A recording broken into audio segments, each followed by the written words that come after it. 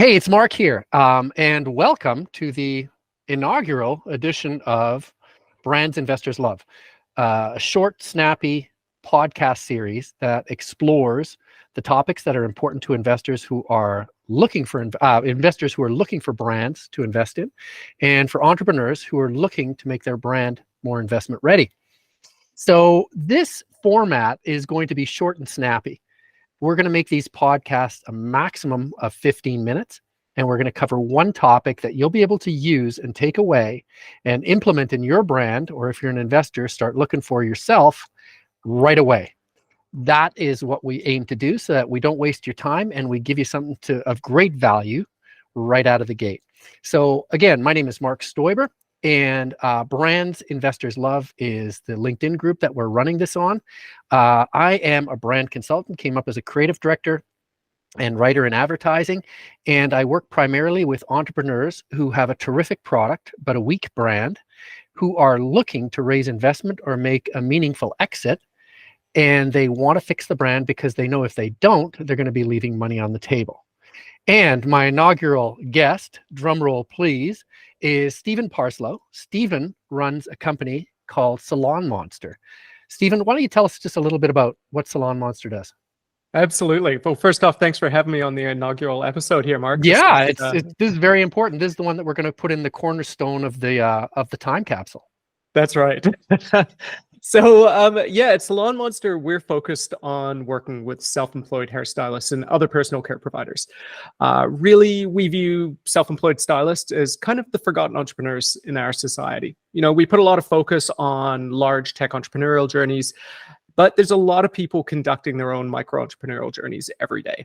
Mm-hmm. You know, there's over 1 million independent personal care providers throughout North America, and these people are great at their jobs, but they don't necessarily have the business skills or the business tools to provide them the means to run a successful business. And that's where we come in.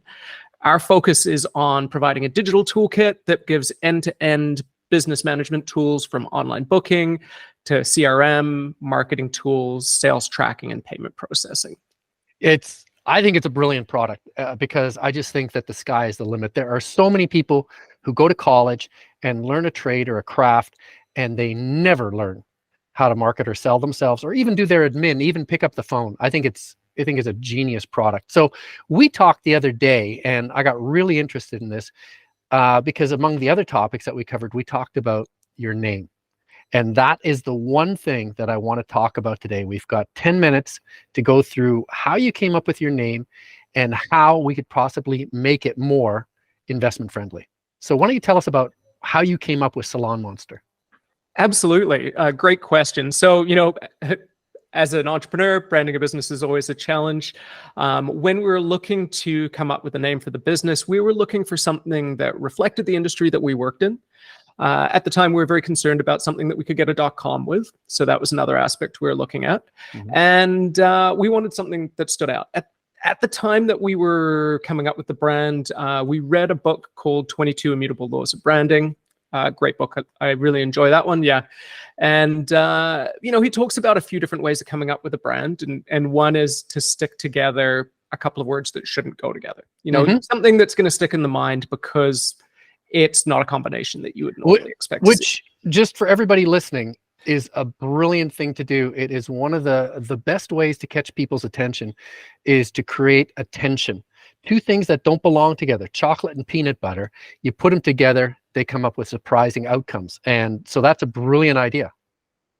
Yeah, and it's, you know, we've had fairly good reception of the brand. We do have a couple of things that have come up for us that we've been trying to, you know, navigate and understand from a client perception.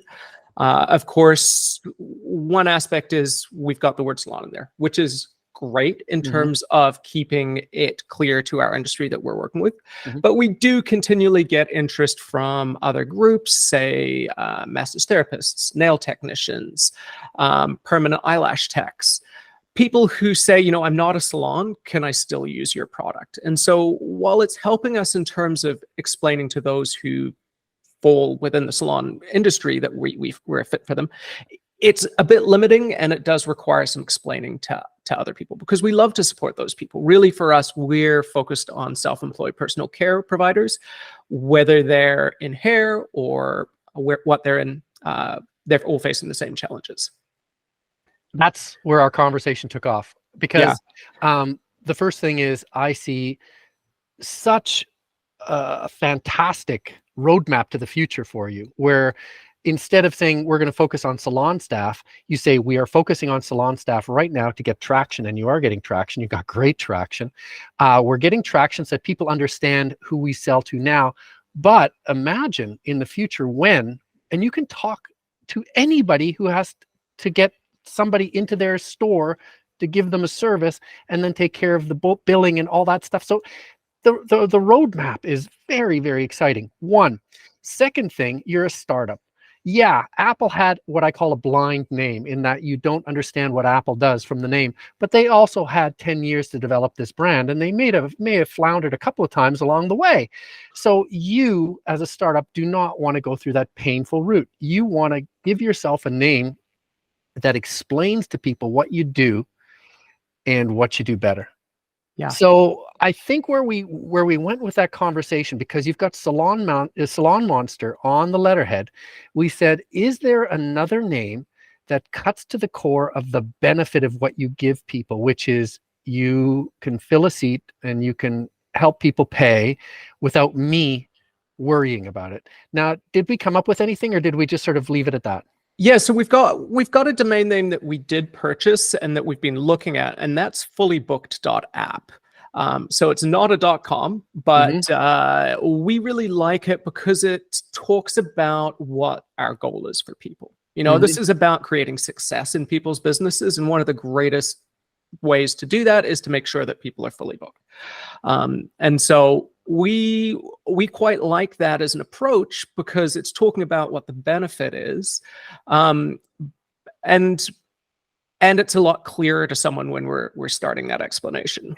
Yeah, and I can imagine a massage therapist, a nail tech, they would have no problem being fully booked, but they would have a bit of a problem using SalonMonster, because somebody would always come up to them and say, oh, you're using SalonMonster, does it actually work for you? You go, oh yeah, and it becomes like this secret, but it's hard to remember.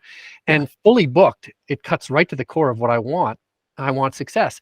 Now, is the problem there with the .app? Because I don't think so. I think if you can go out, a web address or a company name never stands on its own. It's always surrounded by content. It's surrounded by word of mouth.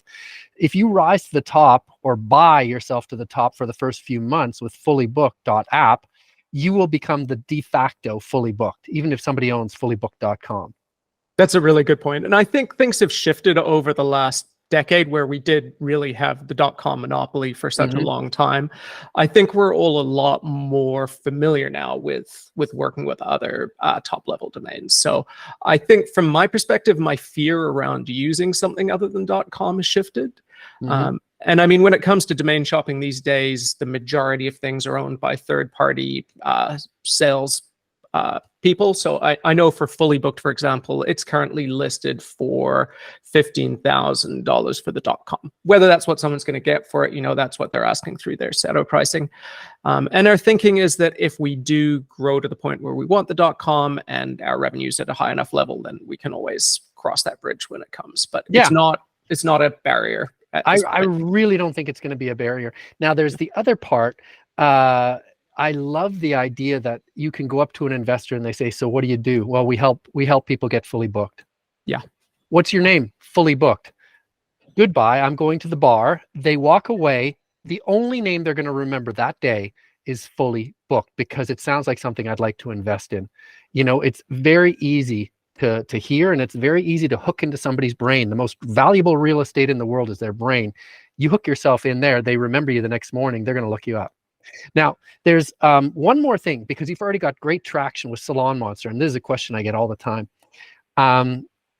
Because you have SalonMonster, and because people already know and love SalonMonster, is it going to be hard to implement fully booked? And I think what we talked about the other day when we were chatting was SalonMonster could be an umbrella under which these brands live. So it could become fullybooked.app, by SalonMonster, you know, Totally. and then SalonMonster could then think of that roadmap. Think of where that could go. They could go, oh, well, you know what? We don't just sell booking. We also sell shampoo and scissors and chairs and courses. So suddenly the investor goes, wow, SalonMonster is a whole ecosystem of stuff that serves the people who work in salons. And then, you know, you could introduce permutations of that, you know, acupuncture monster, or, you know, physiotherapist monster, you know, and then you could introduce these apps for booking as a subservice of that. So suddenly you've got a whole bunch more runway and a whole bunch more future. I think and you've got really a lot strong. of experience with this in terms of, because you've pivoted brands to a new brand before. That's something I've never done, and so for me, I've got that reticence around what about the legacy traffic, the SEO, and I know that there's aspects of that we can handle on our end in terms of making sure we don't lose that optimization. But it sounds from your perspective that there's not a major concern in terms of brand goodwill that we need to worry about with transferring across. No, I think if anything, if you call it Salon app by fully booked by SalonMonster, it's going to go, oh, what else does SalonMonster have? And then that begs the question, what else could we have? Could we provide accessories? Could we make the life of the salon worker so easy by giving them everything they want, starting with bookings? And what a wonderful tale to tell, you know, at a pitch competition that, you know, we thought about this whole thing and we've got 10 years worth of runway to fulfill on. So absolutely. That's it. I think you're off to a great start. Thanks. We're really excited about it. It's been great to have your feedback on the branding. You know, it's something that we've been sitting on the fence a little bit about and considering, and it's very hard when you don't, you know, myself, I don't have that experience with transitioning a brand. It's great to be able to hear from someone like yourself who's been there and done it before and can help alleviate some of those concerns for us.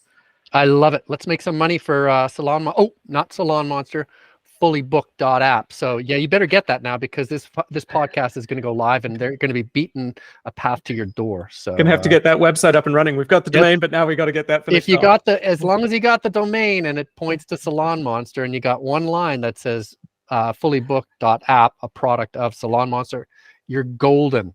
Everybody else will be able to figure it out. So thank you very much for taking the time today. I'm super stoked. I'm going to get this podcast up and hopefully it'll help a whole bunch of other people who have exactly the same challenge. Thanks, Mark. I really appreciate you talking it through with me today. Awesome. Thanks. Talk to you soon. Have a great day.